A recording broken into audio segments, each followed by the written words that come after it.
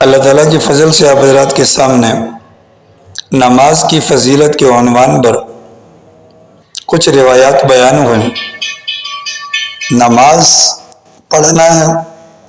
اس نماز کے لیے اذان اور اقامت کہنا بھی یہ سنت مؤکدہ ہے اور یہ سنت سے ثابت ہے۔ اس بنیاد پر نماز کے مزید احکامات سے پہلے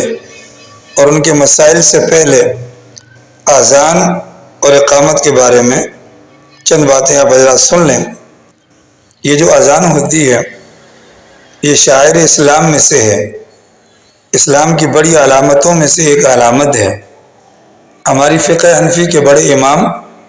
حضرت امام محمد رحمہ اللہ گزرے ہیں۔ حضرت والا فرمایا کرتے تھے اگر کسی علاقے کے لوگ، کسی شہر کے لوگ اس بات پر اتفاق کر لیں کہ اذان نہیں دیں گے تو میں ان سے قتال کروں گا۔ 5 وقت کی فرض نمازوں کے لیے ایک بار اذان کہنا مردوں پر سنت مؤکدہ ہے۔ فرض نمازوں کے علاوہ دیگر جو نمازیں ہیں جیسے کہ نماز جنازہ ہے، وتر کی نماز ہے، کسوف کی نماز ہے، خسوف کی نماز ہے، چونکہ یہ فرض نہیں ہے اس لیے ان نمازوں کے لیے اذان کہنا بھی ضروری نہیں ہے۔ نماز سے پہلے جو اذان دی جاتی ہے، اذان کے لیے یہ بھی ضروری ہے کہ اذان جس نماز کے لیے دی جائے اس نماز کا وقت داخل ہو چکا ہو۔ اگر وقت کے داخل ہونے سے پہلے اذان دے دی گئی تو وہ اذان صحیح نہیں ہوگی۔ جب نماز کا وقت داخل ہوگا اس کے بعد دوبارہ اذان دی جائے گی۔ اذان اور اقامت کا عربی زبان کے اندر انہی خاص الفاظ کے ساتھ ادا کرنا بھی ضروری ہے جو رسول اکرم صلی اللہ علیہ وسلم سے منقول ہے۔ اگر کسی اور زبان میں یا عربی زبان کے اندر ہی کہے لیکن الفاظ تبدیل کر دے تو وہ اذان صحیح نہیں ہوگی،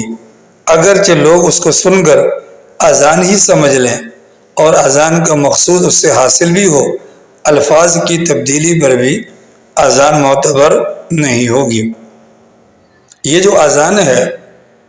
چونکہ یہ سنت سے ثابت ہے، سرکار دو عالم صلی اللہ علیہ وسلم کے زمانے سے لے کر آج تک مسنون طریقے پر دی جاتی رہی ہے،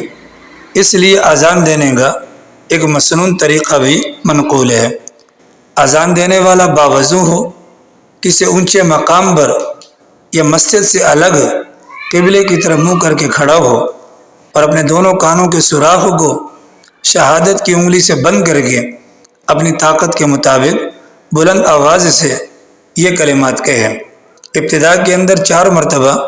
اللہ اکبر کہے گا، پھر 2 مرتبہ اشہد ان لا الہ الا اللہ کہے گا، اس کے بعد 2 مرتبہ اشہد ان محمد رسول اللہ کہے گا، پھر 2 مرتبہ حی علی الصلاۃ اور پھر 2 مرتبہ حی علی الفلاح، پھر 2 مرتبہ اللہ اکبر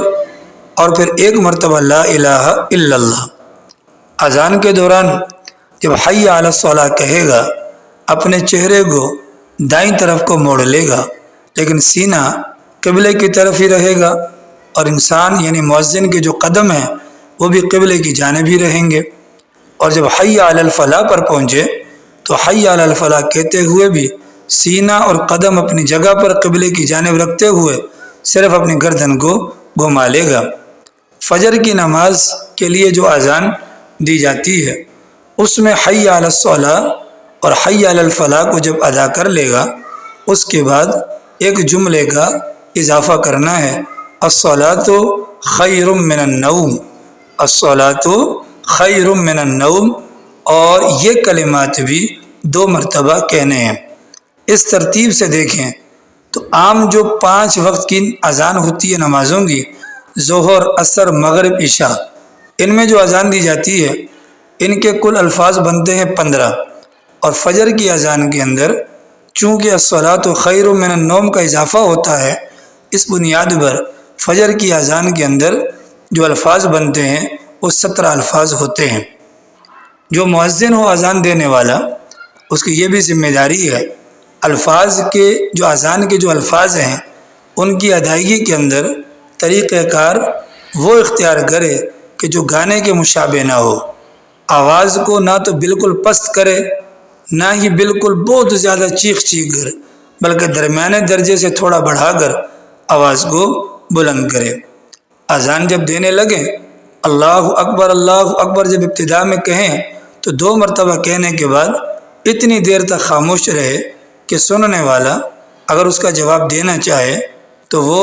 جواب دے سکے، اتنا بیچ میں وقفہ کر لیا جائے۔